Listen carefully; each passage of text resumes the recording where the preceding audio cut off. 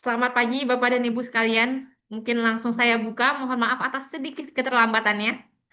Karena ada beberapa agenda yang tidak diprediksi terjadi. Oke, selamat pagi Bapak dan Ibu sekalian. Good morning for Dearsland and also Mbak Dewi. Thank you very much for coming. And Mbak Dewi in person coming to our office. Thank you very much also Mbak Dewi. And also all the speaker that join our webinar today. Ada Pak Zul dari tim ICS Compute dan juga ada Pak Elmo dari tim GSK Global Subscription Catalyst yang akan berpartisipasi dalam webinar kita hari ini bersama MongoDB dengan judul Demo Unified Commerce Empowering Associates. That's our webinar for today. Um, jadi yang saya sampaikan sebelumnya, inilah session kita webinar untuk bersama GSC dan juga ICS bersama MongoDB juga. Spesialnya kita akan ada game of Kahoot, exactly Kahoot game. Semua orang bisa berpartisipasi, tapi memang jawaban dari game dari kuisnya akan ada di sepanjang materi yang akan disampaikan oleh speaker kita hari ini. Jadi Bapak dan Ibu dan rekan-rekan sekalian diharapkan untuk berpartisipasi dari awal sampai akhir. Makanya tadi kita nungguin ada partisipan yang akan join. There's a possibility another participant akan join in the middle of presentation. Nggak apa-apa, it's okay. Siapa tahu mungkin rekan-rekan sekalian yang beruntung, even though nggak join dari awal. Nah, mungkin untuk pertama, saya akan menjelaskan agenda kita hari ini. Kita akan dibuka oleh tim MongoDB. MongoDB akan memaparkan mengenai solusinya, pembaharuannya, dan juga use case related to Indonesia. Nanti akan ada demo, there will be a demo presented by Tersland. And mungkin Bapak dan Ibu punya pertanyaan di tengah-tengah speaker kita menyampaikan presentasi, mohon bantuannya untuk bisa mengetikkan pertanyaannya di kolom chat seperti biasa. Jadi di saat presenter kita sudah melakukan atau menyampaikan material, saya sebagai moderator akan memilih beberapa pertanyaan yang mungkin bisa dijawab langsung atau live answered by our speaker. Setelah itu akan ada presentasi dari Mazul yang akan memberikan informasi mengenai apa sih kolaborasi antara MongoDB dan juga ICS Compute, bagaimana kita bersinergi untuk bisa menawarkan solusi end-to-end for your company, for your enterprise needed. Dan juga nanti akan ada informasi juga dari GS Catalyst Team, presented by Mas Elmo, akan menginformasikan mungkin bagaimana caranya kita bisa purchase atau mungkin right away membeli produk yang kita tawarkan pada hari ini. Seperti itu. Oke, mungkin tanpa berlama-lama, the first agenda will be opening by MongoDB team, Alpro, Thurston, and also Mbak Dewi. The stage and platform is yours. Awesome. Thank you, Yana. Uh, Everyone can see the screen? Awesome.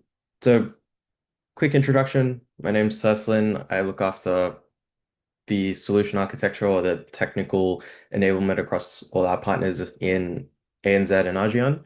I'm joined by Dewi, who's the account manager for Indonesia, so she'll look after any sort of account inquiries for you. In terms of what we'll cover today, we'll dive into a quick MongoDB 101, Atlas, our SaaS offering. We'll go into why you would build MongoDB apps for GenAI. There we will take in some use cases, and then I'll go in through a demo to showcase the Atlas platform and what that unified commerce would look like. Now, just a quick overview on MongoDB. We do have three offerings. You have Community, Enterprise Advanced, and Atlas. Atlas being a SaaS offering, Enterprise Advanced being a on-premise offering, and Community covers if you're just running on any server on your laptop, if you want to do something really quickly, it's an easy way to get started by being able to install. Just some quick statistics. We do have over 50,000 customers globally. In terms of downloading the actual platform, we're widely used across the world where all these numbers are typically growing in the tens of millions.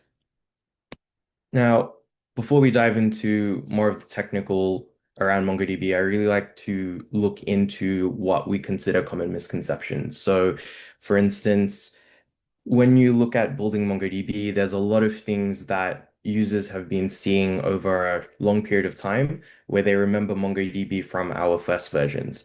As time goes on, the product has evolved, and there's a lot of common misconceptions that we do have. So, a really big one is MongoDB is an ACID. MongoDB actually is ACID compliant. The way our document model works is if you have single documents for your application, they are atomic by default. So if you essentially work on MongoDB, by default, with single documents, you have your ACID compliance. If you do have multiple documents across multiple collections, that's where you have what we call multi-document ACID transactions. And it typically means that when you work with a denormalized data model versus what you would consider a normalized data model, you get a lot of these benefits out of the box or essentially by default due to that evolving model. The next question we typically get is denormalization allows update anomalies. While that is correct, this is a accepted practice when you're building microservices or modern architectures. So for instance, if you're looking at building things in containers, in Kubernetes environments, even in um, serverless functions, things like that, you do introduce these update anomalies as you go in, and it's become something that's accepted. You can duplicate some levels of data as you work across multiple systems, as that data transfers through all of them. The next one we get is if you don't have foreign keys, you'll have a lot of orphan documents. While this is correct, it misses the whole entire point of what the actual document model or our storage format essentially is. So for instance, in traditional RDBMS, you would have your primary table and foreign keys linking back to that. Now, if you were to delete that primary table, you then would need to go and delete everything else to make sure all that data is gone. In MongoDB, we avoid this problem by having the option to embed your data within a single document. So in everything that would be considered a foreign key or some form of table connected to your primary, you're able to store that in the same document.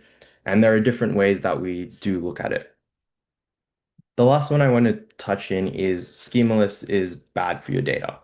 Now, MongoDB is a flexible schema database, and what that essentially means is you can enforce what you want. If you have fields in your database that you require, you can enforce those and have flexibility for your other fields. You can go 100% strict, or you can go as flexible as you want. But typically, what we see is a flexible schema. Now, what this lets you do is the developers that are working on they're more responsible for their schemas and not necessarily your DBAs. The next portion you would really want to drill down to is what we consider when you build applications. So you need to look at validating API requests. When you look at bad data or flexible schemas, your applications do need to have those validation steps beforehand. It's good practice, it's good development approaches, but if you don't have that there, then you can really make schema lists look bad. But when you work with modern development practices, this is what you typically do. You'll be validating your fields as you enter them, as you log in, if you log out, if you're registering, all those fields typically are already validated, so you know what's going into your schema.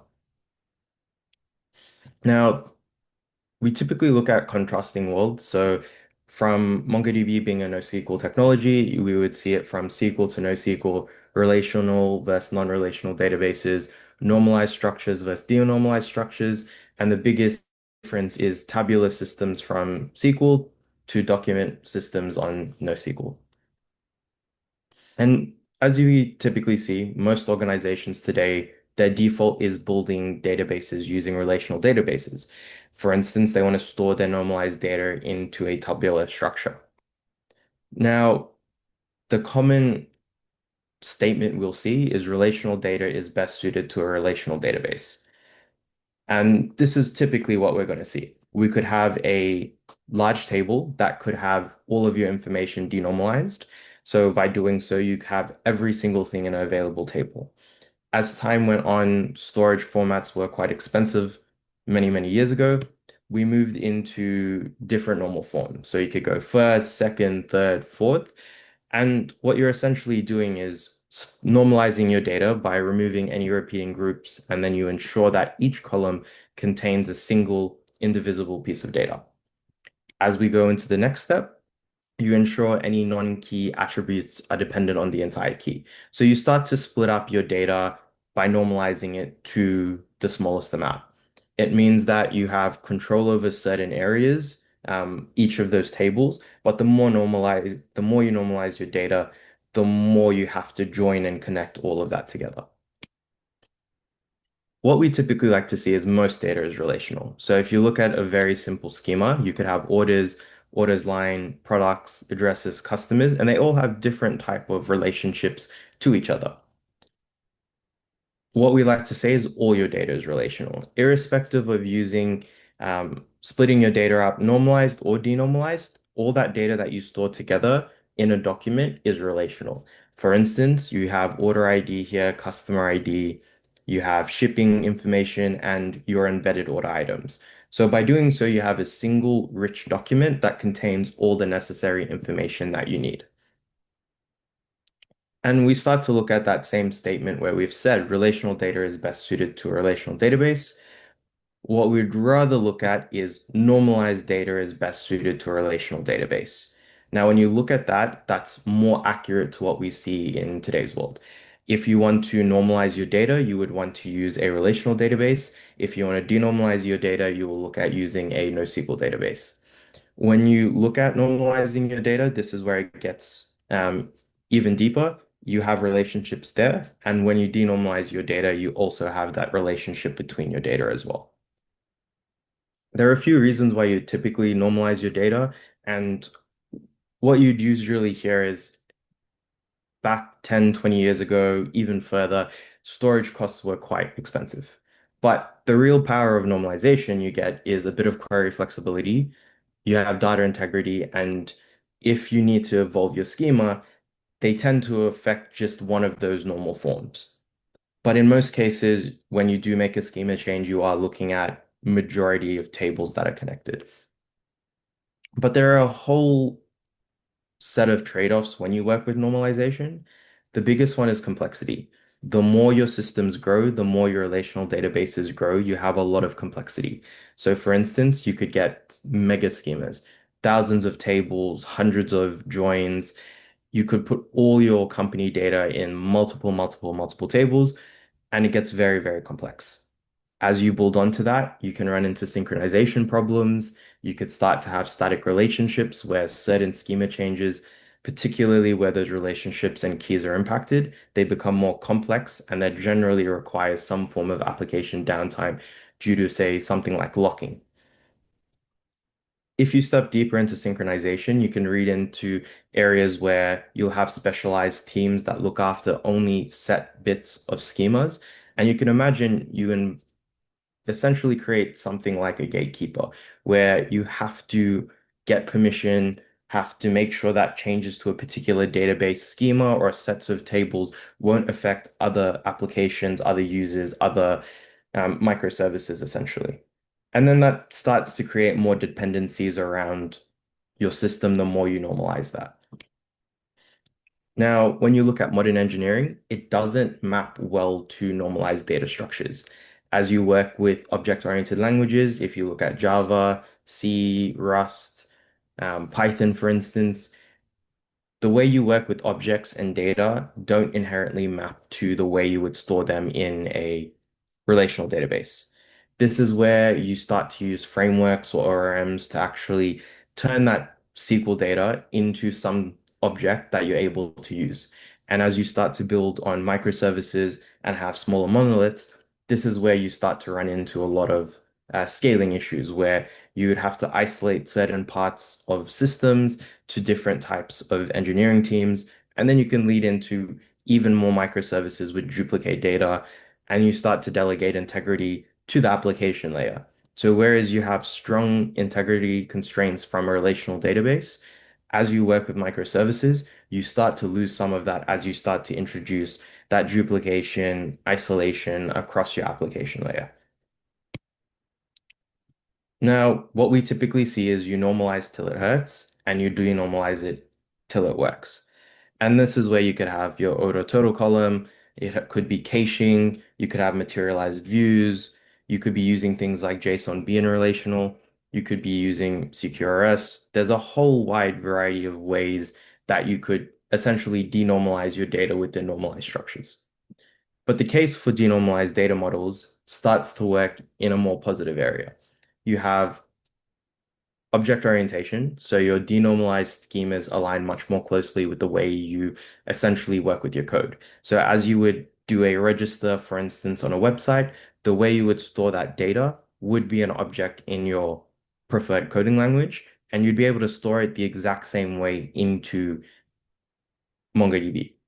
You have things like code reduction. So you'd be looking at simplifying the way you would write your code instead of needing to introduce ORMs, more frameworks. You're able to just store your data, retrieve, and work with it straight from the database. By doing so, you get inherent performance benefits. So your operations tend to impact maybe a single collection. You would have vastly improving database utilization and query latency as you start to look for things that are more common. And of course, the biggest and one of the most important benefits that you get from denormalized structure is schema flexibility. And that's where you're able to do per document schemas. You can do things like polymorphism, which is having that flexible schema. You can store similar data in the same collection, and you won't require additional tables or many nullable columns. Now, what you may be thinking is our solution is to denormalize everything, but that's not the case. If you look at your choice between normalized and denormalization, it's more of a spectrum. You have fifth, third, first normal form on one side of normalization, and you have the extreme on denormalized where you have entire company in a single document. You have things like materialized views, domain-driven design. You'd have your microservices. Now, denormalization, similar to normalization, does have some trade-offs. Things like data duplication, update anomalies, and different access patterns. However, with data duplication and update anomalies, you have that in your current applications. The way you work with microservices or smaller monoliths, this is typically what's happening in those systems. If you have things like a product catalog, a lot of those updates have to be propagated to a product search service, a shopping cart service, and you start to duplicate that across. If you look at access patterns, you have things like bounded context. We want to start understanding the domain, who, what needs to access it, define different API interfaces, and then you define the data model. So you have that flexibility, but those trade-offs are typically what is happening already in your applications. You're just offloading what you can't do in a relational database into your application layer. But what we like to see is you don't want to go all the way to the extreme, but you also don't want to go all the way to the extreme for normalization. You want to sit somewhere in the middle. You want to look at how we design systems today, essentially, and look at things like single table design or looking at more key value document style data structures.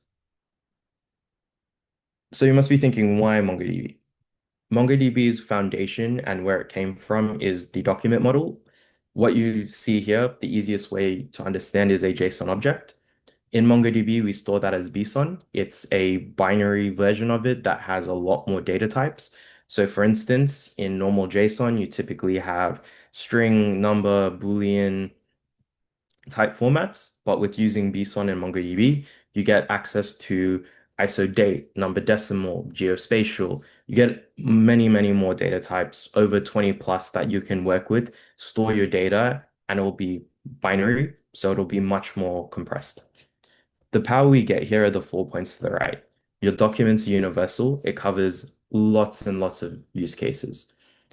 They're flexible, so you're able to change your applications without any database downtime, application impact. If there requires changes to fields, adding fields, you can do that flexibly. It naturally will help you speed up developing and working with your database because you're looking at storing your data and working with your data the exact same way you're handling it in your software language or your application.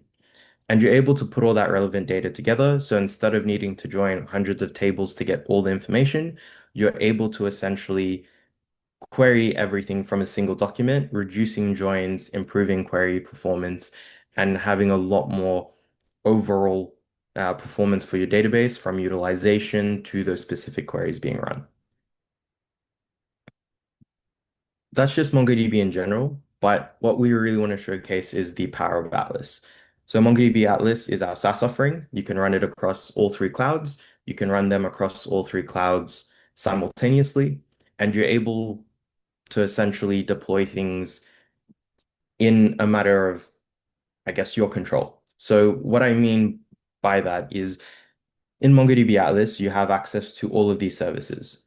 It's an OLTP database. You have inbuilt vector search, full text search, analytics, stream processing. You have time series. We'll be having things like embedding models and re-rankers for Gen AI use cases. You get really good horizontal scalability, vertical scalability, predictive scaling, inbuilt security, and of course, it's a global distributed database. So if you want regions in Australia, in Singapore, and Jakarta, you're able to do that. Now, a really important note is all of these services are automatically there. If you deploy a database in Atlas, this is what comes with it. You don't need to think about maintaining separate systems. If you're looking at vector search, it's not a separate database. You would store vectors alongside your database. For full text search, you would essentially essentially create an index on your database and have full text search available. By doing so, you essentially have a platform that's AI ready. You can do integrated AI retrieval, and that's because our vector store is inbuilt to our core database, and you get all that scalability benefit as we work with MongoDB Atlas. Now, this is just a quick history on where MongoDB's evolved to. For instance, when I spoke earlier about those misconceptions, most people building on MongoDB typically remember MongoDB from pre-2018. We're all the way in 2025 now, and this is all the product development and implementation that we've essentially added to the product based on community users, our customers, and our partners. So for just a quick sum of features, things like vector search being inbuilt, queryable encryption for end-to-end encryption across your data and querying encrypted data, if you want those Gen AI developer experience, having quantization for compression of your vector indexes, full text search, you're looking at being able to do time series, geospatial, etc. You're getting everything plus performance in our newest version of MongoDB. As a quick recap or just feature parity, if there is a feature in RDBMS, you do have that available on MongoDB. The main ones to look at in terms of just terminology, as I'll go on throughout the webinar, a table in relational is a collection in MongoDB. A row in a relational database is a document in MongoDB. And within a document, a field would be considered a column. As much as we say we reduce joins and you don't need to do large joins in MongoDB, you do have the option to do that. We give you a few options. You have lookups, and that's the ability to do your more traditional join. And we have two processes called linking and embedding, where you can embed the data within a single document to avoid a join, or you can link different documents to the core document to avoid storing too much data in a single document. If you need things like views and ACID transactions, you can do that as well. Now, I touched on the flexibility to change on our flexible schemas, but what that essentially looks like is on the left, we have a document containing a customer that has their address information, location, etc.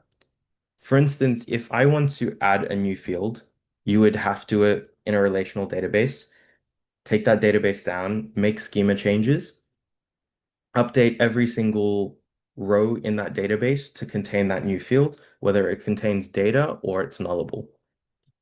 In MongoDB, because of our data structure, we have things like polymorphism, where you can have data that looks like this, as well as data that looks like this, where you have that phone field added. Not all of your documents need to be updated. So in your application, it could be a matter of when a user logs back in, they go and add their phone information, their document will get updated with that information. If they haven't done that and they don't want to add their phone information, they don't necessarily need to do that. All of this is dynamic at runtime, so you don't need to take the database down or impact it. You're able to essentially add that in on the fly. Now, if you're thinking you can add everything on the fly, you must be thinking anyone can modify, update, change your schemas. Well, that's true. When I spoke about enforcement, this is where JSON schemas come in handy. You're able to require the core information. So for instance, I can choose to require 4 fields in my document, and then I can enforce particular types, what those fields should contain, and that every time a document is inserted into the database, it has to follow this rule. You get that governance. This can be as strict as possible, where you could set it that only these 4 fields are required. You can make it flexible, where the fields just need to contain this and you can have other flexible fields, or you can make it as flexible as you want. But it gives you a lot more tuning and you're able to enforce the document structure. You can log it out with warnings, be strict, or allow complete flexibility. The platform also helps you identify existing documents that don't meet this. So if there are cases where before enforcement has occurred, you're able to rectify that relatively easy. Now, working with MongoDB is relatively unique in the sense that we have a single query API. It's a unified experience. Any document, any database, any service you're using on MongoDB uses the same API. If you need to do geospatial queries, text search, aggregations are just complex queries. If you're looking at doing lookups, graph lookups, vector search, everything that you can imagine on MongoDB, you get a single API to do so. It just makes the process much easier and a lot more repeatable when you're working with new features or existing features. By default, you have a large amount of index capability, whether it's primary, compound, multi-key, even wildcard. There's a wide variety of ways you can create indexes. When you create those indexes, MongoDB can infer what those indexes are. So for instance, if you create an index that has multiple fields, that will be automatic and you'll have that as a compound or a multi-key index. If you use an asterisk, you could see a wildcard, for instance. Now, aggregations, as I mentioned, is a more complex way of doing your data processing. So you have your simple helpers like you would use in any sort of library where I can go database dot my collection dot find dot update dot insert dot delete. They're just quick ways to work with data. But if you want to go into more advanced data processing, you're looking at analytics, creating more usable information, this is where you would want to use aggregations. Aggregations, in simplest terms, is an array of instructions. Each instruction is done in synchronous order. Those instructions follow our objects, so an array of objects. The following format goes with it. The first object will have a dollar sign match is another object. These dollar sign match, dollar sign group stage fields here are what we consider stages. You have a wide variety of stages you can use, and there are orders that you can essentially put those stages to make your queries more performant. If you see in here, we have operators where you can refer to fields, or you can refer to operators where you're able to do math, for instance. So you can sum the amount. So in this example, we match on status A, which is 3 documents, and we want to sum those statuses together. So for instance, we have 2 customer IDs here. The sum of their 2 documents is 750. The sum of this single document is 200. You're able to do those more complex queries. What you're able to do from an aggregation point of view, though, is you have a wide variety of stages. You can do searches, lookups, merge data. From operators, you have conditionals, you have math operators, you have array operators, a lot of flexibility with the way you can work with your data, and this happens on your database. So instead of extracting this information from, say, a relational database, running those complex queries in your own code, you're able to just do that in your query. So as you search your data, you can also output it in the way that you need to use it for your application. Now, the power of MongoDB comes to what we consider our superior architecture. MongoDB in Atlas runs like this by default. You have a primary node and two secondaries. It's enforced. As you go up, you can have different numbers of what we call replica sets. So a standard replica set is a primary, secondary, secondary, which is a primary with two nodes. These two nodes can essentially, a primary can have up to 50 copies. So if you include it, it's always an odd number.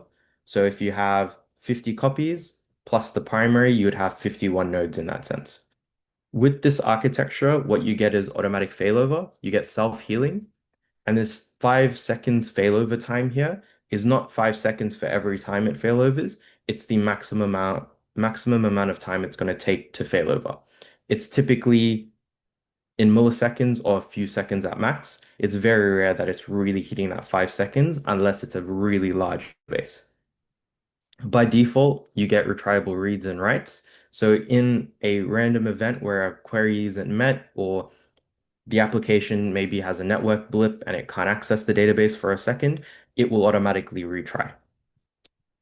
With this power, you get data center awareness, you have tunable durability and consistency, and you can automatically address things like high availability, disaster recovery, and maintenance. Upgrading Atlas is one of the easiest things you'll ever need to do. It's a rolling upgrade, so you don't have any downtime to your database. What it essentially means is you'll take a secondary node out, upgrade it, the secondary node gets pushed in, you pull the next secondary out, upgrade it, you'll promote the secondary, this primary will become a secondary, and then you'll essentially upgrade that node. When you are in Atlas, this is automatic for you. You just click update, and that's the process it takes. You'll still typically want to do it in a low impact time, so you're not going to have impact to your database as it's upgrading. As much as you can do it on the fly, you'd ideally want to kick off your upgrades in, non-peak times. Now, that's really good for your normal use cases, but as your databases get larger, you have lots and lots more users. You typically run into what we would consider scaling issues on relational, where if you vertically scale your database, a server can, for instance, reach its maximum size. For instance, you can have a max amount of RAM a server can have, CPU, and storage. Horizontal scalability allows you to split your data up into smaller nodes. And in MongoDB, we can do this automatically on Atlas. You can choose the number of shards you want. Each shard is a replica set. So if you think of the previous slide where it had a primary, secondary, and secondary, each of those shards are going to take that. And you'll have a primary, a secondary, secondary in shard one, same in shard two, and up to n number of shards. And then each shard can have up to 50 copies. You get all the benefits of the replica set, plus a few more like workload isolation, operational, and analytics. I'll go into more detail a little bit further on. You get all the same self-healing upgrades, etc. But by doing so, you have more control of how your data sits. You have different ways to shard. You have hash-based sharding, which is like equally spreading out your data across all your nodes. You have range-based sharding. So the easiest way to look at it is you could split up each of your shards by age groups. So you could say 18 to 30 is shard one, 40 to 50 is shard two, and maybe 51 and up is in shard n, for instance. By doing so, when you make a query in your database, depending on how you have split your data up via a shard key, you'll essentially query with the shard key. What MongoS here is essentially a router. The router will pick the shard where that data is essentially contained. So in, say, a zone-based sharding, where this could be, let's say, Singapore, Jakarta, Australia, for instance, if the query I'm running only needs to deal with customers in Jakarta, it'll only query the data in shard one. And that means you're not essentially running larger queries across your whole database, and you'll have more performance. A very, very unique feature you get with MongoDB Atlas is workload isolation. So you can imagine when you work with a lot of different workloads, you could have operational data that could be what your customers are using on your transactional applications. And then you have what your internal teams would want to use. If they want to do searching, they want to build search pipelines, they want to look at doing analytics, they want to have read-only nodes.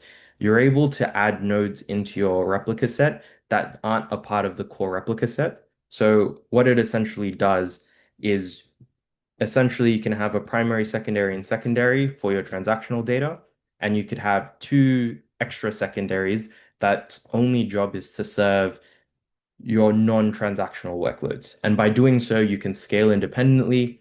It doesn't affect your users when they're using an application, and your internal staff or even different sorts of applications can access different nodes that all have the same up-to-date information.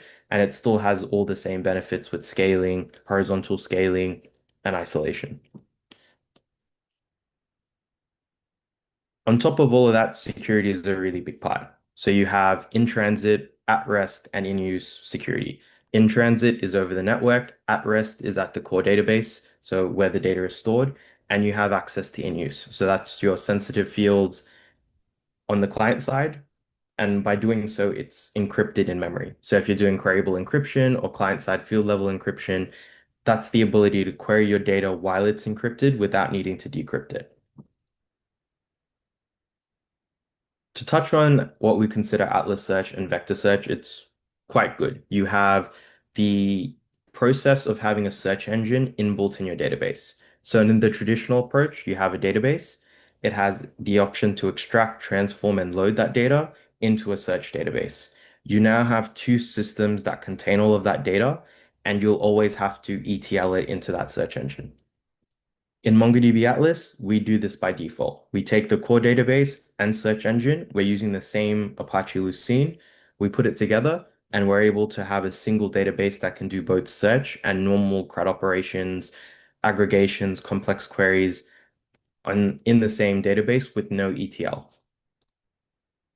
The same goes for vector search. We do the exact same process where we can automatically synchronize that data. You're still using the same APIs, and your vector data is stored alongside your operational data. So when you make a vector search query and that data comes back, you essentially avoid what we consider tax synchronization. And when you make a vector search query, the data it's returned is the data that you need. So you don't need to go back and find and match what it would be in that relational database. What it essentially looks like is the exact same process. So instead of having that ETL, you would have your operational data in your vector search, and it's all in a single query. So if you query the data once, you're getting all the relevant information, less needing to do multiple queries when it comes to a vector database and a relational database that doesn't. And the biggest thing to take away is there's no ETL required as it's completely managed on MongoDB Atlas. A few benefits that you get, our search capabilities, you have analyzed text operators, custom scoring, synonyms, you have fast faceting, pagination, or sorting, and you get a nice benefit of search nodes. So as we spoke about workload isolation, you can have transactional nodes and search nodes. They both independently scale and can handle search and database queries separately. So you're able to essentially scale if you have high search or vector search, scale down if it's just high reads, writes, and you get a lot of flexibility on top of Atlas. Now I'll just hand over to Dewi to take over on the use cases. Thank you, Tristan. Let me share my screen.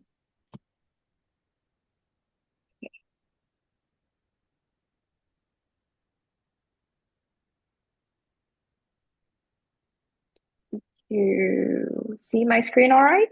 Ya. Yep. Oke, terima kasih teman-teman. Hari ini sudah hadir untuk webinar ini. Reminder, nama saya Bu Dewi, Account Manager dari MongoDB, representing MongoDB Indonesia. Nah, di Asia saja kami memiliki pelanggan terkemuka di berbagai industri seperti banking, finance, retail, manufaktur, telco, fintech, dan lain-lainnya. Semuanya memanfaatkan salah satu dari solusi MongoDB On-Prem Self-Managed atau yang tadi Tristan sebutkan, MongoDB SaaS yang juga dikenalkan sebagai MongoDB Atlas. Jadi hari ini saya akan sharing dua customer success story terkait MongoDB.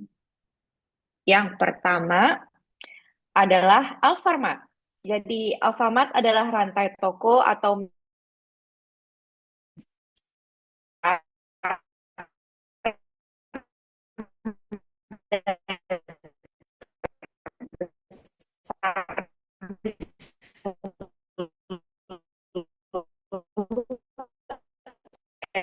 Indonesia.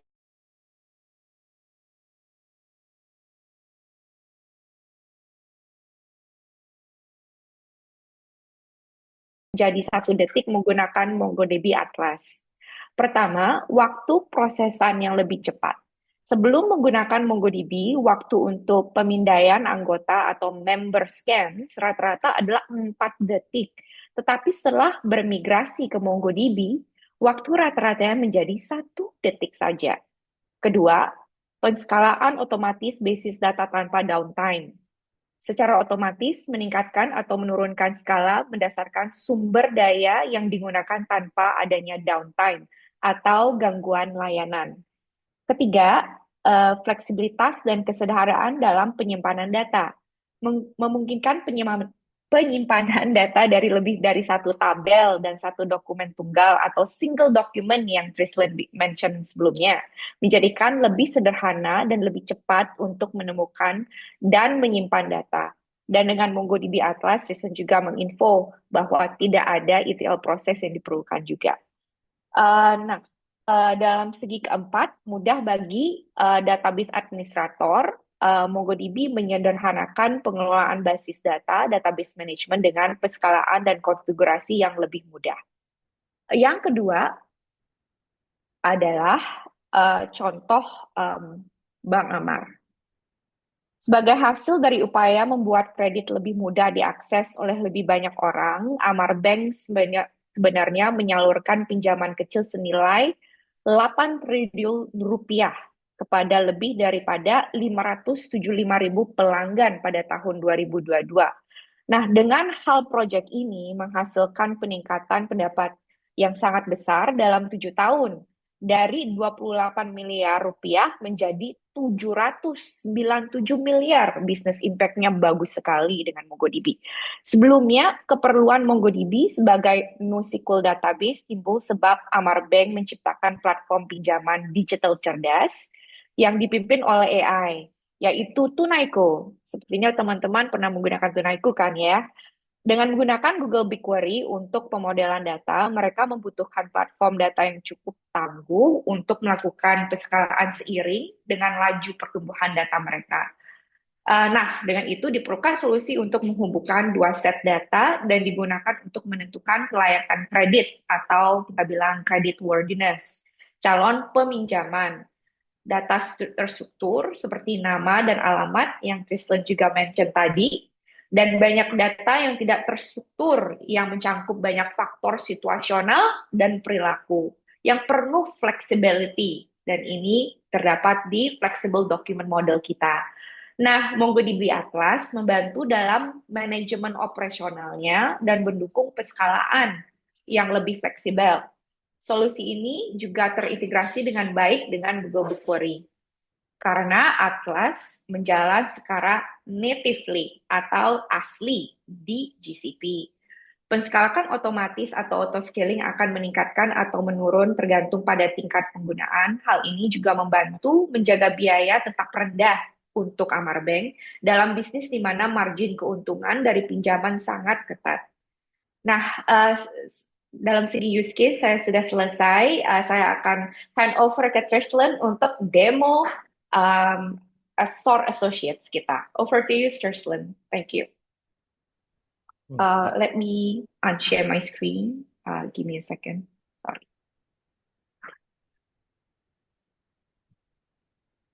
Okay. Awesome. Can we all see the screen? All good. Thank you. Great. So just before I dive into the commerce demo, I'll just give you a really quick look at what MongoDB Atlas looks like. So on MongoDB Atlas, to get started, to test, to run a database, to look at all that features that we mentioned, you get this nice platform. It's relatively easy in terms of setting up, say, search, vector search, stream processing, if you want to do migrations, if you want to look at visualizations, if you want to build things like triggers, look at your backups, etc. It's really easy to navigate and get started. When creating your database, it's even more simpler. When you click create your cluster, you have a really simple way of essentially doing that, or you have what we call advanced configuration. Now, with the advanced configuration, you get a lot of flexibility with how you can control. So when you look at production applications, you look at dedicated, and you have this option to pick your cloud provider or look at multi-cloud. By looking at multi-cloud, you have a lot of flexibility when you build. So as I mentioned about workload isolation, you have your transactional nodes, you have read-only nodes, you can have analytics nodes, and you can have search node for work isolation. So as an example, we can look at GCP, we can look at the Jakarta region. I can then go and add read-only nodes. I could add analytics nodes, or I could add search nodes. And by doing so, your cluster is going to have more resources to work with, and you'll be able to split up your data with smaller nodes without impacting um, or without the requirement of running really large nodes across cloud providers, for instance. You have a lot of flexibility in tier, storage, different ways to scale. So you have your vertical scaling, you have storage scaling, you could do things like predictive scaling. There's a wide range of options. And then we get into the details around versions. You can do things like latest version with automatic upgrades. You have two types of backups, termination protection. Everything you can do on Atlas ends up becoming a button click. It's really, really fast, super easy to get used to, and when you work with it, it's as that developer, as a developer experience, essentially. All of this can be automated. You can use APIs. We have, Terraform modules, infrastructure as code modules. There are different ways you can do this without needing to button click, but it's really quick and easy to get started. Now I'll jump into the e-commerce demo. Now, if we look at inventory management systems, to get inventory from multiple stores, to get inventory from multiple businesses and storing it into a single place is quite complex. MongoDB is really good at correlating all that data together because of the MongoDB document model. And then you're able to perform different levels of search. So what this demo essentially takes you through is how each type of search can affect your overall inventory systems or your commerce applications. So this could be you using it in internal systems and what users see when they search. So for instance, we have multiple search options. We have MongoDB full text search, we have MongoDB vector search, we have hybrid search, which is a combination of search and vector search, and we have regex. Regex is the most common and what you typically see. And then we move into what more is that full text search, and then it goes into vector search and hybrid search. So, for example, we're going to look at regex. If, for instance, I want to look for, let's say, milk, and I search for milk, it's going to do an exact match and look for everything that has milk. It's only picking up that first word here. Now, if I then take this and type noodle and I search, you'll see only one result has popped up. That's what you typically get when you're looking at regex. It's a relatively larger problem because you get a smaller amount of search results and it has to do some form of exact matching. It's a lot more intensive to your application, depending on what regex library you're essentially using. But this is the impact you can see. If I switch this now to normal full text search on MongoDB and I search, you'll see there's a wide range of products that it missed. It only did an exact match on these first few letters, but it missed products that have the word noodle inside them, for instance. And this is that typical problem you get with regex. But with full text search, it will look for a match of that particular word across multiple places of where that word could be. So in that title, it doesn't matter where noodle was, it's going to look for it. Now, what you'll see here, the score in the top. This value here is going to be between 0 and 1. The closer it is to 1, the more accurate the match is going to be. So for instance, as we go down this list, there's not as strong matching for the wet noodle in this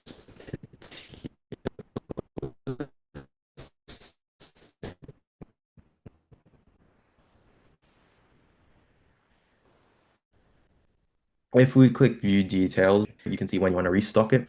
What this is doing is bringing in multiple data sources from multiple systems. It's bringing data from SQL systems, could be BI tools, it could be inventory tools, and you're able to see it. You can then correlate it based on location. You can see where it's low in a particular location. You can see distance, how fast it is it in low stock, the quantity,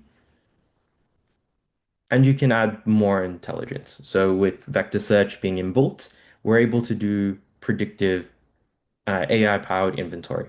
So we're able to look at things like, okay, your restock frequency is 25 a day based on the last 12 months of data. You can see the sell-through rate. You could look at the predicted stock depletion. You get a lot more access into your data when you store it in a document database like MongoDB, where you have access to all of these tools to build on. If we look at what that document structure looks like, this is what your product document could look like, and it contains the product name, brand, price, just simple amount of information. If you look at the inventory document, this is where it contains all of the good stuff. You could have the selected store inventory, other store inventory. You can store such a rich amount of information in a single document, and you're able to just choose and project the relevant information that you want to see. So you have a lot of flexibility with how you create and store data. Different data types, nested, array, flexible, enforcing different features essentially. If we just go back for a second, and we'll look what happens when we start to look at different searches. Now, if I use a vector search, it's going to now vectorize my query, which was noodle, and it's going to look at what potential results it could get. Now, with using vector search, that vectorization is going to look at similarity matching, but it's also going to find products that particularly relate to noodle. So, for instance, we found uh, Hakka noodles. We have different types of noodles. It's looked at similarity of things like pasta. It's looked at products that potentially could work with noodle. For instance, you have sauces, you have um, different types. You can see there's a wide variety of information that's popping up. But you'll notice, given it is vector search, there are a few products here that may not relate, or if you're looking at it, you may not want it to be returned. If you're looking at your results with purely lexical search, which is what you would do in a full text search, or if you're looking at it with vector search, you need to have an option of what if we want to combine both. And that's where hybrid search comes in. If we do a hybrid search, you can do things like what do you want to set your weight?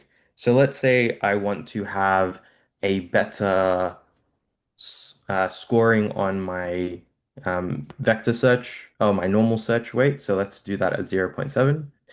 And our vector search, if we look at 1, we can make it 0.3. By doing so, when we make that Rank Fusion query, it's going to prioritize your normal full text search, or you could have it combined to prioritize vector search. So by doing so, it's going to query that data, and you'll see now that the order is different and the information and data that you see is slightly different. It's going to prioritize the full text search of matching to noodles with a um, im smaller inkling to use the vector search results. And by doing so, you'll see the order is slightly different. The data that you get back that's closely related or similar is pushed to the end. And if we were to swap that around, you'll see a slightly different result set given back. Now, that's typically how you can look at searching. It can go even deeper when you have things like brand amplification. So if we search, if there's particular ones here, we can maybe do a cookie, for instance. There's different, let me just go back to search. We'll see if we can bring one up. We'll see here that there are these tags here. So for instance, if I were to click it, I could set this as a value to boost. So if I set this to high and I click create and we search again, no matter what, this is going to be the store's favorite. So brand amplification is what you would typically see when you have a search engine. If you look at a store and it has the star rating, it could have brand ratings, and you could also push what you find important onto the product. The last bit here in this demo is things like if you're adding inventory in a product,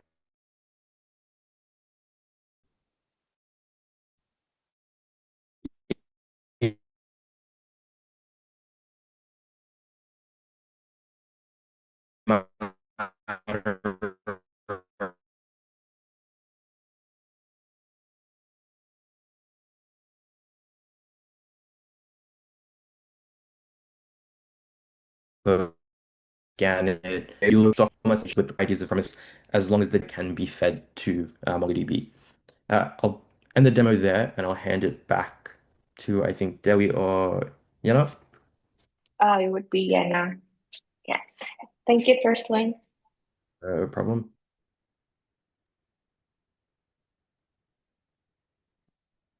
Oke, terima kasih banyak.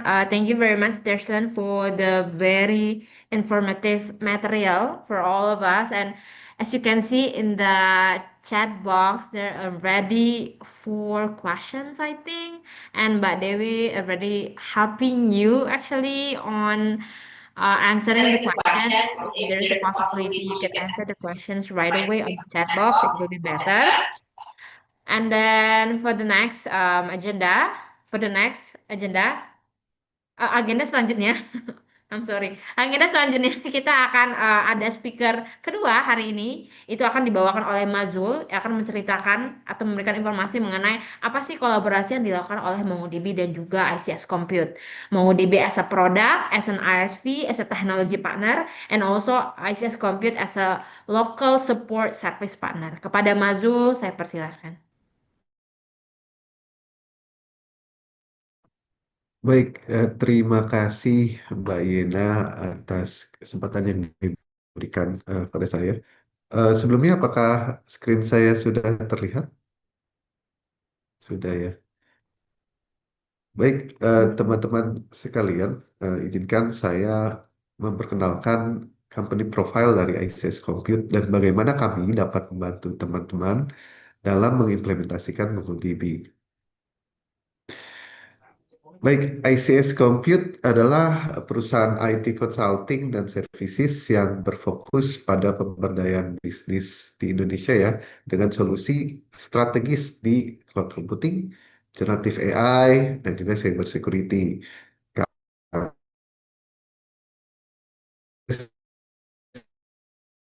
Tentang landscape digital yang terus berkembang. Misi kami adalah membantu teman-teman mempercepat go-to-market yang strategis, menciptakan pengalaman yang berarti untuk customer, teman-teman, dan juga membangun tahap mencapai hal tersebut melalui 3 pilar utama. Pertama, scalable cloud solution, infrastruktur yang tumbuh sesuai dengan kebutuhan bisnis teman-teman. Kedua, robust digital dari ancaman. Ketiga, generatif AI untuk meningkatkan efisiensi operasional, menghasilkan insight yang actionable, serta mendorong pertumbuhan melalui strategi yang disesuaikan dengan teman-teman. Visi kami terdiri dari 2 prinsip, reinvent, transformasi bisnis teman-teman melalui cloud yang inovatif, security yang robust, AI untuk menciptakan competitive advantage yang berkelanjutan, serta go beyond, keluar dari model yang tradisional, unlock dari advanced capabilities, menjadi lebih agile, resilient dalam menghadapi perubahan digital. Kami telah bekerja dengan 500 dan hadir di 4 negara. Kami bermula dari Indonesia, kemudian mengembangkan sayap ke Thailand, Singapura, dan Jepang. Kami berhasil memigrasikan 300 plus workload ke cloud, membantu 300 plus perusahaan mengoptimalkan biaya cloud usage-nya, serta mendeliver lebih dari 500 project. Tim kami terdiri dari lebih dari 60 technical professional engineers dengan 50-nya itu merupakan tersertifikasi platform dari cloud. Dengan foundation ini, kami siap bantu teman nih untuk sukses dengan MongoDB dan transformasi digital teman-teman. Expertise dan recognition kami menunjukkan komitmen terhadap excellence dalam layanan cloud, cybersecurity, dan enterprise solution. Kami adalah AWS Partner of the Year 5 kali berturut-turut dalam 7 tahun terakhir. Ini membuktikan konsistensi kami dalam deliver AWS Cloud Solution yang berkualitas tinggi.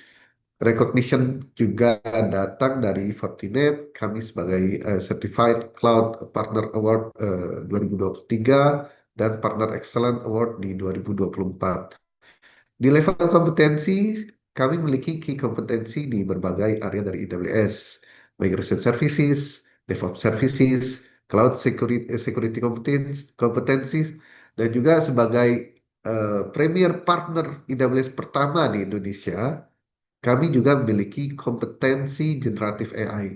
Ini merupakan yang kualifikasi kami yang menandakan kami berkualifikasi handle berbagai project nih, mulai dari infrastructure migration hingga implementation application yang cukup kompleks.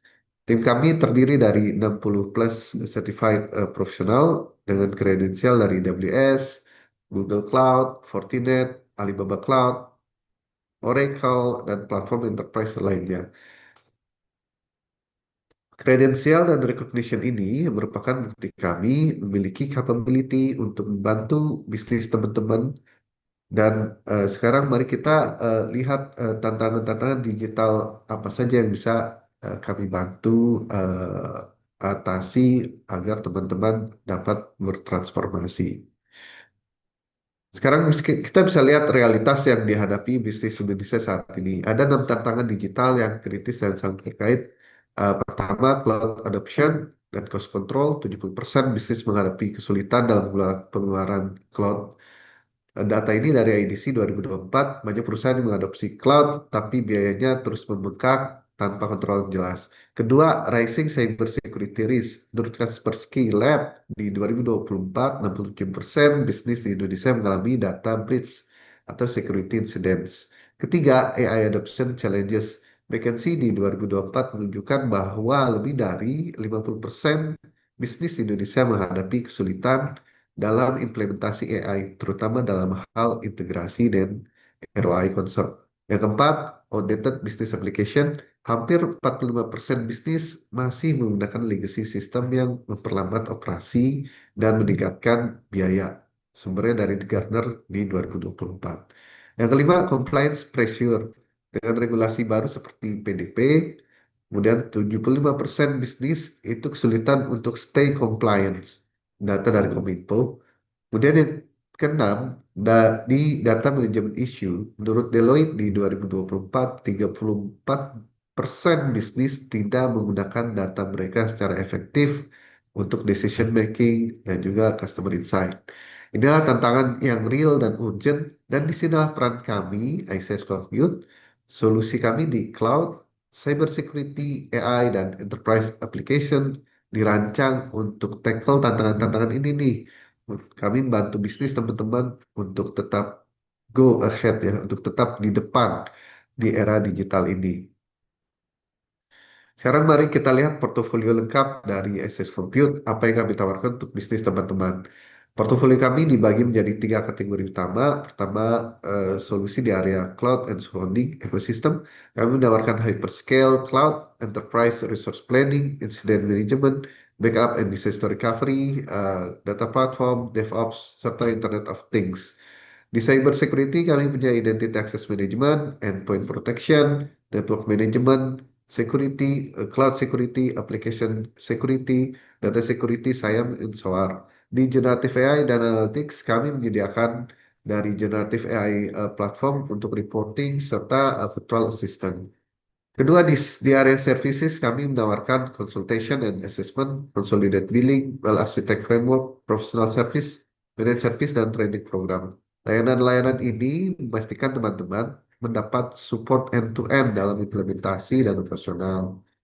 Ketiga, dari teknologi lines kami, Kami berpartner dengan teknologi leaders global seperti AWS, Huawei Cloud, Tencent Cloud, ByteDance untuk infrastruktur, serta untuk database kami berpartner dengan MongoDB. Dengan kombinasi solusi, service, dan teknologi lain sini, kami siap deliver comprehensive solution untuk semua kebutuhan digital teman-teman. Dan juga MongoDB platform yang kita diskusikan hari ini merupakan bagian dari integral dari data solution kami. Sekarang saya ingin menunjukkan bagaimana support kami kepada teman-teman secara berkelanjutan melalui managed service kami. Access menawarkan 9 managed service yang komprehensif untuk memastikan infrastruktur cloud teman-teman tetap berjalan. Pertama, Cloud Managed Service Support. Kedua, Monitoring Service. Ketiga, Screening for AWS Well Architect Framework. Kami pastikan arsitektur AWS teman-teman align dengan best practice untuk cost, reliability, dan performance yang efektif.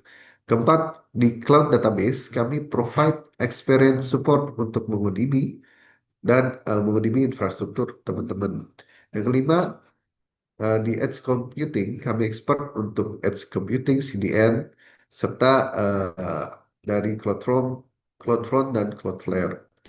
Keenam, dari Cloud Security, kami enhance security teman-teman nih dengan teknologi alliance kami seperti seperti CrowdStrike, Fortinet, Trend Micro, dan Okta.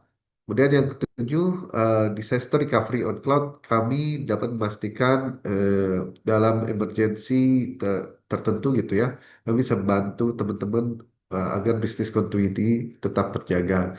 Kedelapan, di data analytics support, kami memaksimalkan potensi AWS Analytics. Dan terakhir, kombinasi dari custom support kami bisa melakukan pendekatan khusus untuk sesuai dengan kebutuhan teman-teman nih. Jadi kalau ada kebutuhan khusus managed services seperti apa, kita bisa bicarakan.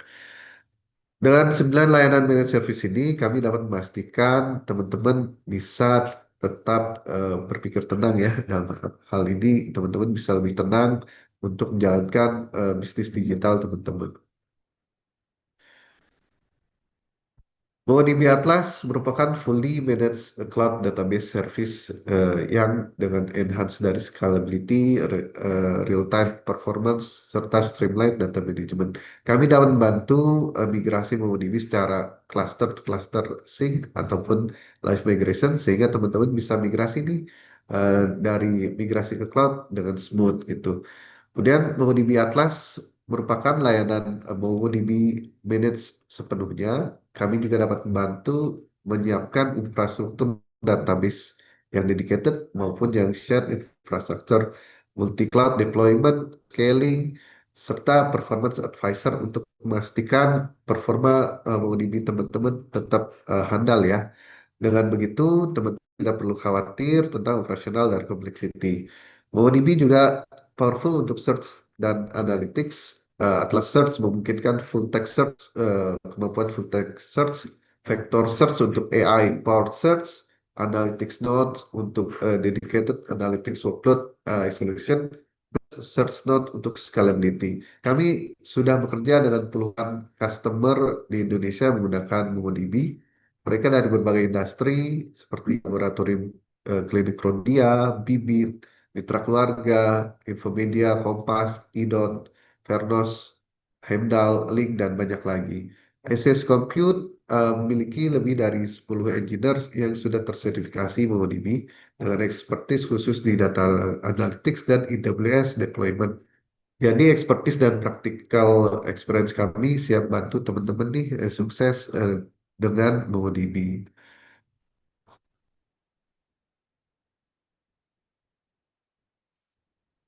Saya bagikan salah satu contoh use case kami di industri healthcare ya dengan customer kami Prodia. Prodia didirikan di Solo tahun 7 Mei 1973 berkomitmen untuk provide best test result jadikan klinik laboratori terbesar dan terbaik di Indonesia. Prodia menggunakan 3 AWS ID account untuk production, DevOps, dan non-production. Multi-account strategi untuk memastikan security dan isolation yang proper. Dengan MongoDB Atlas, ICS bantu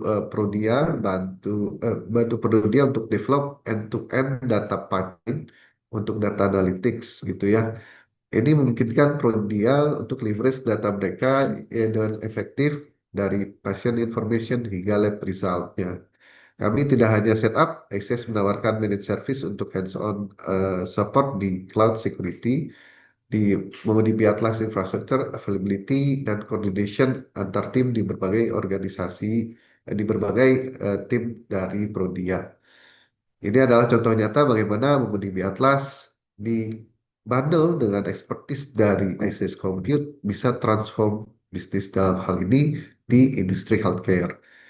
Baik, teman-teman, terima kasih telah meluangkan waktu untuk join webinar. Sesi saya kali ini sudah selesai. Kita sudah lihat tantangan digital yang dihadapi bisnis Indonesia, cloud adoption, cyber security implementation, dan data management. Kita juga tadi sudah melihat demo dari Terslin. Jika teman-teman ingin explore lebih lanjut tentang MongoDB Atlas atau teman-teman terkait untuk discuss, silakan ditanyakan di kolom komentar nih.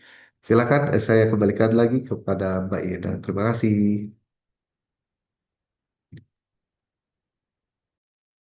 Oke, terima kasih banyak Mazul. Jadi agenda kedua adalah apa sih kolaborasi yang dilakukan oleh ICS Compute dan juga MongoDB dan juga apa sih service yang bisa ditawarkan oleh ICS Compute as a local partner of MongoDB di Indonesia. Jadi mungkin Bapak dan Ibu sekalian memiliki pertanyaan related to produk atau mungkin service, feel free to contact ICS Compute dan juga feel free untuk kontak email kita. Di sini ada email dan juga website atau mungkin Bapak dan Ibu sekalian adalah existing customer kita yang sudah punya relation dengan sales-sales kita. Feel free untuk tanyakan semua kebutuhan yang mungkin Bapak Ibu punya regarding MongoDB Solutions atau mungkin servicenya dari ICS. Oke, last but not the least, this is the last speaker from today's webinar akan dibawakan oleh Pak Elmo mengenai GSC atau GSK, Global Subscription Catalyst, salah satu new strategy or platform of marketplace yang diadakan atau yang dicanangkan oleh tim ICS Compute untuk bisa mempermudah Bapak dan Ibu dalam melakukan purchasing atau pembelian produk kepada ISV-ISV, salah satunya mungkin MongoDB. Kepada Mas Elmo, saya persilahkan. Oke, baik. Terima kasih Mbak Yana. Sekali lagi, perkenalkan saya Elmo Alvaret. Saya mewakili GS Catalyst dari Business Development. Ini mungkin saya sambil share screen. Singkat aja, saya di sini. Jadi mungkin saya akan mendemokan tentang bagaimana kita, teman-teman, Bapak dan Ibu bisa implementasikan servisnya MongoDB melalui platform GS Catalyst. Mungkin GS Catalyst itu apa sih? Jadi GS Catalyst itu adalah marketplace, sebuah inisiatif dari ICS Compute untuk mengumpulkan 100 lebih partner kami dan berbagai macam produk dan solution yang dimiliki oleh partner kami di dalam sebuah marketplace. Gunanya untuk apa? Gunanya adalah untuk supaya Bapak dan Ibu bisa mempermudah proses procurement teknologi baru, adopsi teknologi baru. Kenapa? Karena dengan marketplace agile technology adoption itu cuma one click away. Jadi Bapak dan Ibu tinggal klik aja. Kita fleksibel dan agile, kita menyesuaikan, semua solusi kita bisa menyesuaikan dengan berbagai macam ukuran bisnis Bapak dan Ibu dan berbagai macam vertikal industri Bapak dan Ibu. Lalu kita punya ratusan solusi. Target kami tahun ini mencapai 1,000 ya solusi dari partner kami yang mencapai 100 lebih and still counting. Lalu smart spending ini karena Bapak dan Ibu melakukan procurement teknologi sesuai use case. Jadi dari kami akan menyesuaikan dengan use case Bapak dan Ibu. Jadi Bapak dan Ibu nggak harus ke vendor ini gitu. Kami akan menyediakan satu solusi dan bundling. Nah ini kami bisa jamin Bapak dan Ibu untuk mendapatkan cost yang paling optimal. Lalu kami juga punya certified engineer. Tadi dari Pak Zul udah sempat jelasin tim kami itu engineers ICS yang jumlahnya sampai 60 lebih ya, yang sudah certified siap untuk implementasi semua kebutuhan Bapak dan Ibu, terutama MongoDB. Dan kami juga fleksibel secara transaksi, biarpun vendor atau rekan kami itu dari luar negeri, tapi Bapak dan Ibu nggak harus bayar pakai USD. Bapak dan Ibu bisa bayar transaksi menggunakan rupiah. Dan terakhir, kami juga punya tim managed service dedicated yang bisa mengawal implementasi dari teknologi Bapak dan Ibu selama 24 jam sehari, 7 hari seminggu. Oke, ini singkat aja how GS Catalyst empower business dengan MongoDB. Di platform GS Catalyst selain dari kami menyediakan implementasi, kami juga menyediakan planning and assessment, jadi konsultasi apabila untuk mempersiapkan Bapak dan Ibu dengan teknologi yang akan diadopsi oleh Bapak dan Ibu. Lalu implementasi, tentunya implementasi MongoDB dengan professional services kami. Lalu kita juga ada managed service yang tadi saya mention. Nah, tambahannya adalah kita juga menyediakan training. Jadi kita ada 10 lebih engineer yang certified MongoDB, bisa membantu Bapak dan Ibu untuk training tim IT Bapak dan Ibu atau tim manapun yang akan nanti ditugaskan untuk menjalankan, mengimplementasi, mengadopsi, dan menjalankan MongoDB sehari-hari di perusahaan Bapak dan Ibu. Kami juga punya strong portfolio untuk cloud solution karena kami terlahir di atas awan alias born in the cloud. Oke, mungkin kita langsung aja untuk demo GS Catalyst. GS Catalyst itu seperti apa sih? Kelihatan screen saya? Oke. Bapak dan Ibu bisa akses marketplace kami di gschatalyst.com. gschatalyst.com. Ya, di sini Bapak dan Ibu bisa akses berbagai solusi yang jumlahnya ada ratusan. Ya, saya scroll ke bawah. Mungkin tunggu sampai dia selesai loading ya, karena saking banyaknya, jadi kadang-kadang ngeload gambarnya juga perlu waktu.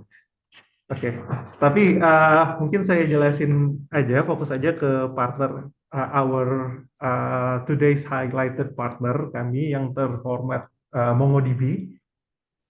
Kita bisa masuk ke page-nya. Jadi masing-masing partner kami ada page-nya sendiri. Nah, ini adalah page untuk MongoDB. Ada sedikit informasi tentang MongoDB. Jika Bapak dan Ibu pengen tahu lebih lanjut soal MongoDB, bisa langsung visit website-nya di sini.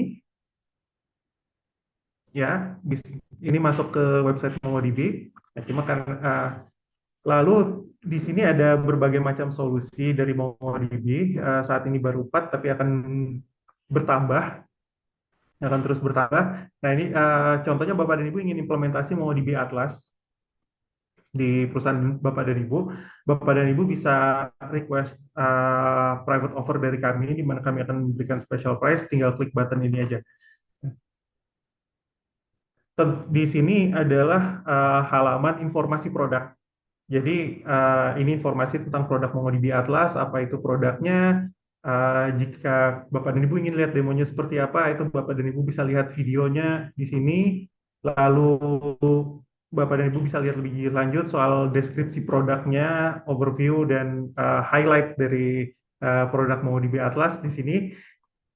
Dan Bapak dan Ibu bisa request private offer dari kami untuk implementasi MongoDB Atlas.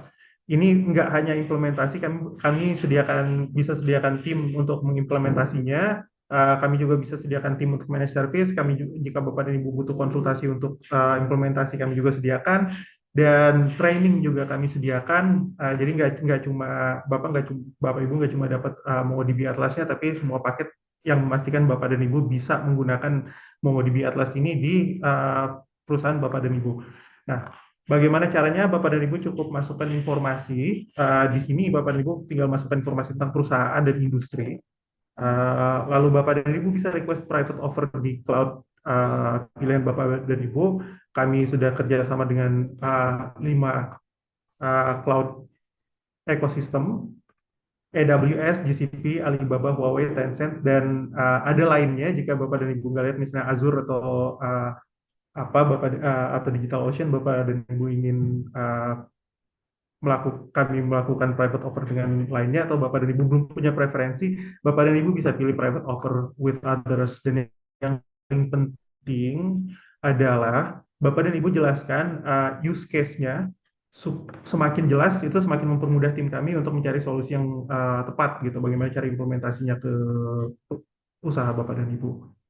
Nah, ini jika Bapak dan Ibu mau submit request, kami sarankan untuk login terlebih dahulu, register di gskatalis.com. Baik, mungkin kembali lagi ke slide ya. Nah, setelah ini kami mengajak Bapak dan Ibu yang tertarik lebih lanjut untuk ada free assessment dari kami.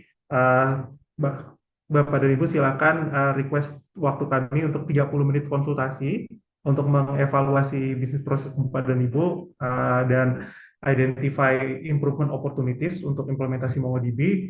Dan Bapak dan Ibu juga bisa request executive briefing supaya kami menjelaskan presentasi strategis tentang numbers ROI dari investment MongoDB ke perusahaan Bapak dan Ibu.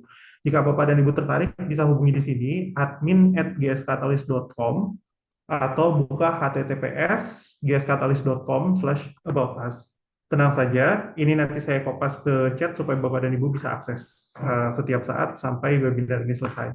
Baik, itu saja dari saya. Terima kasih banyak waktunya. Saya kembalikan ke Mbak Yana. Terima kasih Mbak Yana. Terima kasih Bapak dan Ibu.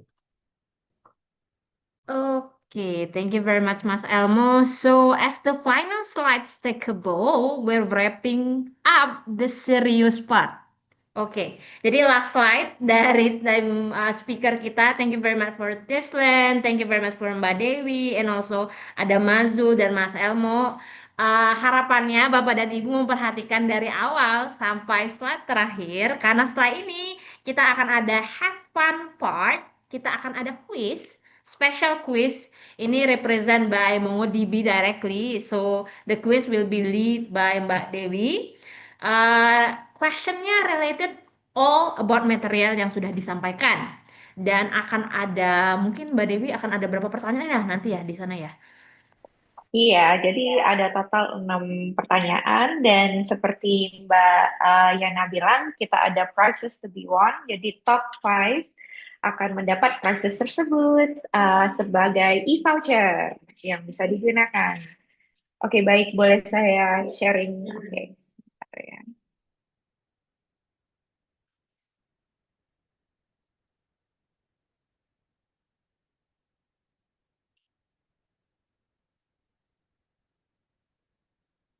Oke, teman-teman, hari ini di webinar silakan taruh game pin atau atau scan QR code. Dan kita akan tunggu beberapa partisipan. Jadi kita ada sejumlah 35. Jadi mungkin di dalam 5 menit ya tolong register. Menggunakan HP juga bisa. Ya.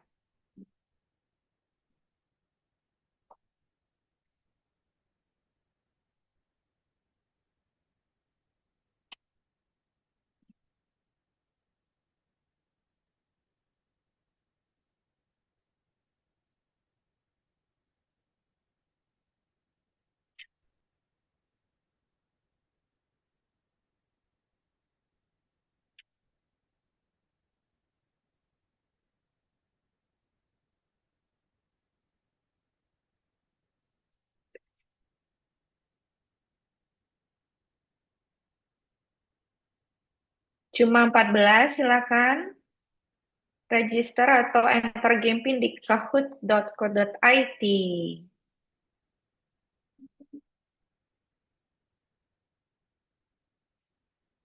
Tidak ada nama yang lucu, Za. Dan N_D.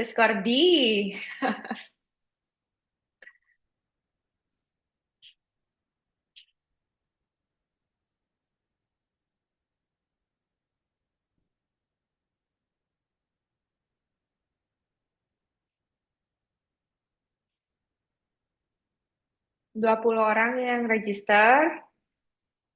Kita akan tunggu 1 menit lagi. Kalau tidak ada perubahan, kemungkinan kita akan mulai dalam 30 detik.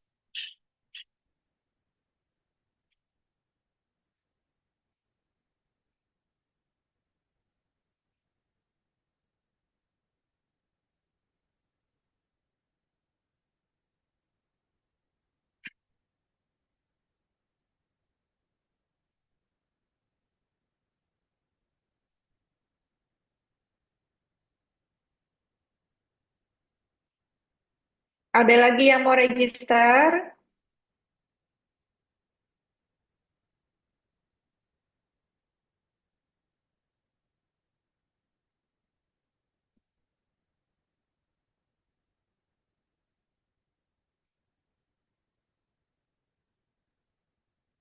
Tinggal scan atau taruh game pin. Oke, kita akan mulai dalam 10 detik. 9. Kalau ada problem bisa ditaruh di chat ya, supaya tim kita bisa menolong. Oke, 24 partisipasi. 5, 4, 3, 2. Oke, semuanya boleh cek di chat. Oke, kita akan mulai.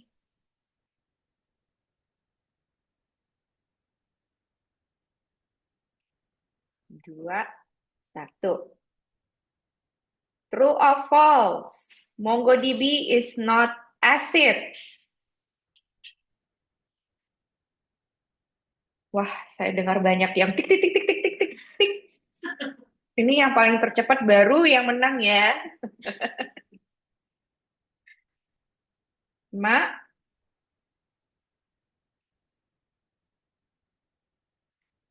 wah 10 yang dapat benar, 10 yang tidak.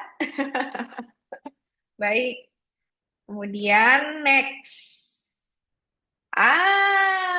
Pak Novianto, Putra, dan Mei, top 3, Adil dan Ari. Oke, next. Pertanyaan kedua. How different is the MongoDB architecture? Agak tricky ya.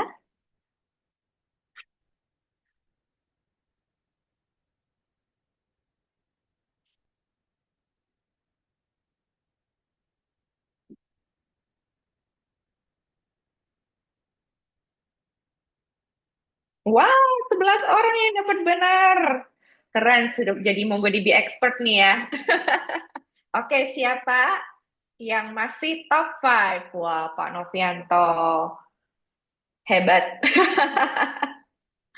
Next question. Select two of MongoDB misconceptions yang Trislan pernah presentasi di awal webinar.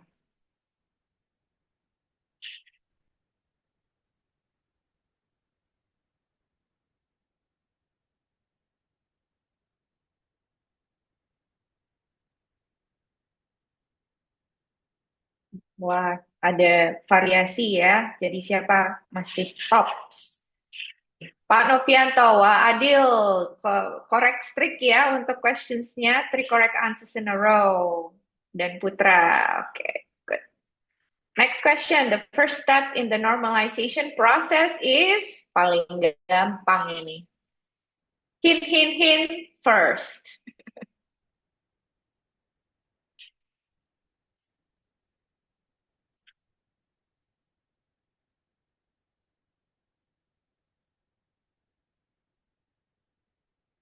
Ya, jadi the first step in the normalization process is untuk move ke first normal form. Setelah itu next second normal form.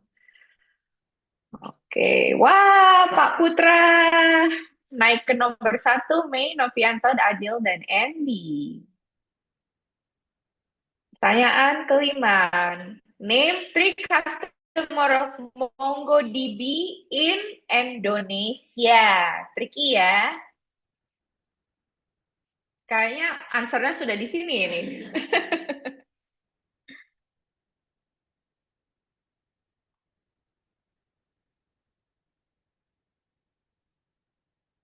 Wah, Kok salah masih ya? Aduh.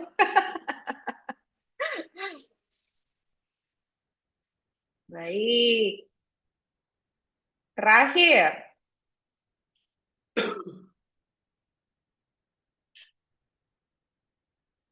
Why MongoDB? Tricky question, ya. Bisa select semua juga, 3 atau 2. Bukan hanya satu answer.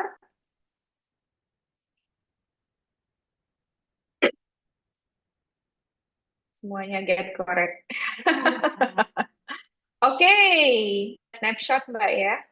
Oke, dari 4.000 Adil, 5.000 Mei, nomor 1 5.262 Putra.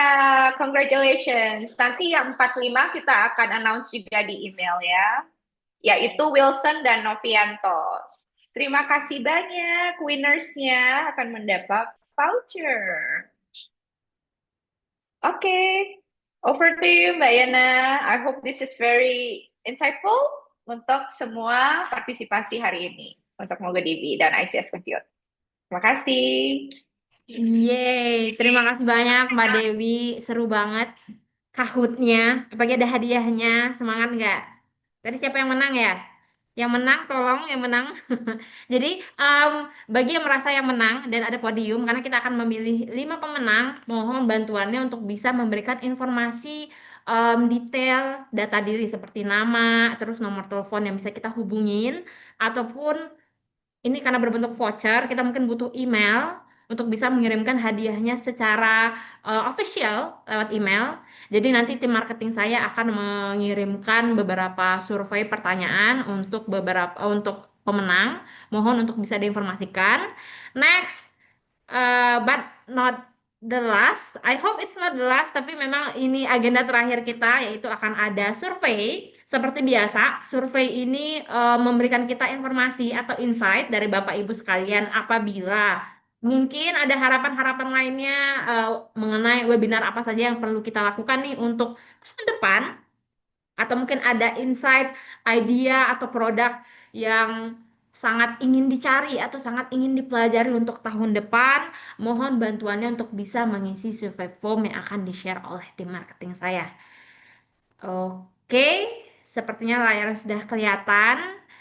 Diharapkan dengan sangat untuk Bapak Ibu sekalian dan rekan-rekan yang sudah join hari ini, saya berharap menambah insight, menambah information, dan juga memberikan informasi knowledge baru mengenai function apa saja sih yang terbaru dari MongoDB, terus apa sih rules-nya ICS Compute di Indonesia sebagai partnernya MongoDB, dan juga tadi dijelaskan juga mengenai GSK atau GSC Global Subscription Catalyst, salah satu platform yang mempermudah ibu, bapak, dan rekan-rekan dalam melakukan purchasing produk.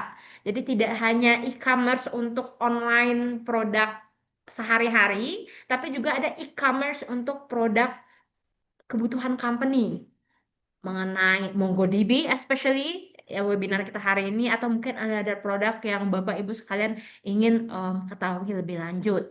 Seperti itu mungkin untuk ini setelah mengisi feedback form, saya harap mungkin ya ini yang terakhir, tolong banget karena ini terakhir, please buka kameranya. Kita akan melakukan last picture, not last picture ya, sedih banget ya last picture. Kita akan mendokumentasikan mengenai webinar kita hari ini.